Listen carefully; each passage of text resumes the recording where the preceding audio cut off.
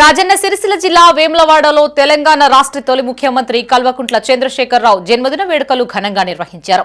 ఈ సందర్భంగా బీఆర్ఎస్ శ్రేణులు ముందుగా భీమేశ్వర స్వామి ఆలయంలో కోడెముక్కు చెల్లించి కేసీఆర్ నిండు నూరేళ్లు ఆయురారోగ్యాలతో ఉండాలని ప్రత్యేక పూజలు నిర్వహించారు. అనంతరం తెలంగాణ చౌక్లో కేక్ కట్ చేసి సంబరాలు జరుపుకున్నారు.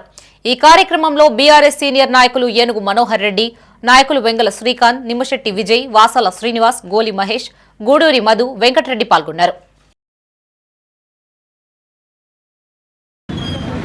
బీఆర్ఎస్ పట్టణ శాఖ ఆధ్వర్యంలో తెలంగాణ తొలి ముఖ్యమంత్రి, మాజీ ముఖ్యమంత్రి అయిన బీఆర్ఎస్ పార్టీ రాష్ట్ర అధ్యక్షుడు కల్వకుంట్ల చంద్రశేఖరరావు గారి పుట్టినరోజు సందర్భంగా రాజరాజేశ్వర స్వామి, భీమేశ్వరాలయ స్వామికి మొక్కులు చెల్లించుకొని, కోడె మొక్కులు చెల్లించుకొని యాజకులకు పండ్ల పంపిణీ చేసి తెలంగాణ చౌక్లో పార్టీ శ్రేణుల ఆధ్వర్యంలో పెద్ద ఎత్తున కేక్ కట్ చేసుకొని వారి జన్మదిన శుభాకాంక్షలు తెలియజేసుకోవడం జరుగుతుంది.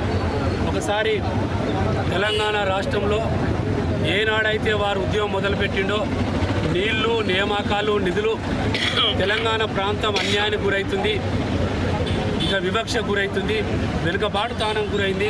సామాజిక వెనుకబాటుతనంలో కేవలం పాలకుల నిర్లక్ష్యంలని ఒక ఎజెండా తీసుకొచ్చి తెలంగాణ చావు వంచలోగా పోరాడి తెలంగాణను సాధించిన తెలంగాణ జాతిపిత, మరి స్వరాష్ట్రం కోసం చావు నోటు తలపెట్టి తెలంగాణ రాష్ట్రాన్ని సాధించిన నేతగా మరి తెచ్చుకున్న తెలంగాణలో మరి బీడుపడ్డ నేలలను కాళేశ్వరంతో మరి పంటలను తడిపి రైతులను కాపాడిన నేత.